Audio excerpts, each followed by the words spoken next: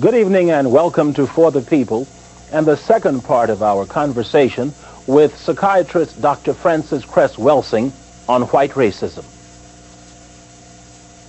Now, in different parts of the country when I go around and speak, I will ask, white people, do you want your children to be colored? Do you want your grandchildren to be colored? Do you want your great-grandchildren? Do you want your great-great-grandchildren to be colored? And they say no. So I say, well, if you don't want that to happen, you have to be engaging in certain specific behaviors. Do you see? So that that issue about genetic annihilation does not occur. And this is what we experience, do you see, as black people, as non-white. And they should be engaged in what activities? Excuse me? They should be engaged in what? That black people should be engaged? No, I thought you were saying the whites. I'm saying that the white, do you see, we keep running into, wait a minute, there's a wall. Let's say it might be a black man trying to matriculate in a job situation, and he finds I can only go this far. And then I run into this invisible wall. And people might say, oh, no, we're not discriminating. But the black person knows that that wall is there. They keep hitting the wall, do you see? Or they're eliminated, or it's just like looking, how we're looking at the Supreme Court decisions that have recently come about. Do you see? Oh, wow, they're now going back to the old way of doing things. The door opened a little bit, and now the door has to slam back. Do you see? And we feel that pressure. And this is what we say, well, racism is going on. Do you see? But the white response would say, oh, nothing is happening. Now, if more African Americans and Africans around the world were to begin to look at white supremacy in the manner that you have outlined, what would it mean in terms of how we respond to white supremacy as opposed to, quote, that traditional? Well, that's why we had this chessboard here. All right. Because I say that the behavioral dynamic of white supremacy is analogous to a chess game. We haven't looked at it in that way before. See, we've looked at it, everybody hold hands, ring around the rosy, we're all in this together, and found that, wait a minute, that's not what's happening. That if we understand the game of chess, where you have a white side of the chessboard and you have a black side of the chessboard, when people sit down to play chess, because I'm not talking about hating white people. I am talking about analyzing the behavior, but I'm not talking about hating them. I'm not talking about destroying white people. But I am talking about understanding this so-called game of chess. Now, if we look further at the chess game, that in the game of chess for the last 100 years, the game has been played where white always moves first. So that the white side of the chessboard is playing offense, defense. The black side of the chessboard has to play defense, offense. So I say that that's a perfect analogy to white supremacy. White supremacy has to move against non-white people for the purpose of white genetic survival, do you see? And also, the game of chess is about checkmating the king. You see, with white moving offensively and then defensively, that means that the real issue in the game of chess is about the white king checkmating the black king. And I say that that is perfectly analogous to racism, white supremacy, because the primary thrust of the attack of racism, white supremacy, it's against all black people or all non-white people, but it is most specifically against the black male, because it is the black male who can cause white genetic annihilation. Do you see? And so the game of chess is about the white king checkmating the black king. And so I say that if we begin to say, oh, it's like the game of chess. You see, and black people say, oh, we didn't understand that.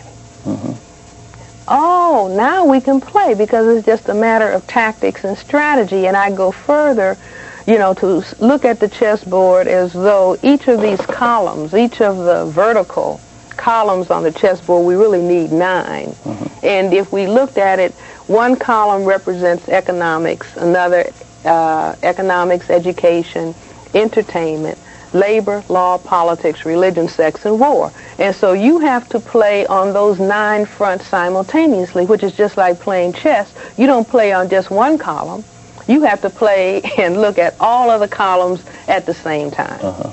Do you see? And so if we now begin to say, oh, we understand the dilemma of the white minority on the planet, that they are actually operating in fear of white genetic annihilation, you see, and the intention then being to survive, white genetic survival by any necessary means, and I mean any necessary means, any necessary means, then black people can begin to say, oh, okay, that means that we have to have tactics and strategies for, you see, black survival and maximal development. In the presence of this continuous onslaught, we will give up completely, you see, begging and pleading, that all of that energy, like 90% of our energy as black people in this area of the world, is being spent begging and pleading. You see, but that would be analogous to the person who is playing the black side of the chessboard begging the white side to let them win. Do you see? So if you're playing the black side of the chessboard and you start asking the white side to let you make some points, they ought to take you to the nearest mental hospital. That's not the way the game is played. Do you see? The same thing with basketball, the same thing with football. And is that why we're back now to the Supreme Court going back and undoing? Right. Well, that, you see, I say that it's that cycle. In other words, white supremacy, you can look at it as Mr. Neely Fuller does, as, you know, having 4 phases: establishment, maintenance, expansion, and refinement. And so after you go into refinement, you have to go back to establishment. So what do you think of the goal of equality? Well, I think that the issue about equality, the dynamic of racism as I have analyzed it, and white supremacy, is coming about because people feel unequal. Do you see? People feel, well, somebody else has a dominant genetic trait that can cause my genetic annihilation. And so that's the game that's on the table. And so equality, do you see, you cannot establish equality when you have that dynamic going on of somebody feeling, I have to have everything, or I have to be in charge, either because I'll be genetically annihilated or because I feel genetically inadequate.